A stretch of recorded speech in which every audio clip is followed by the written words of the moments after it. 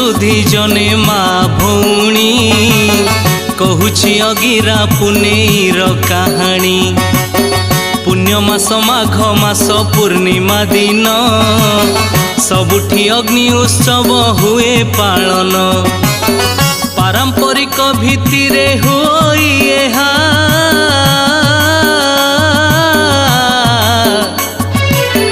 पूर्वपुरुषरु चालुथिला से जहा अग्नि देवतांकु नेई एही पर्वटी समाजरे जहार गुरुत्व रहिछि।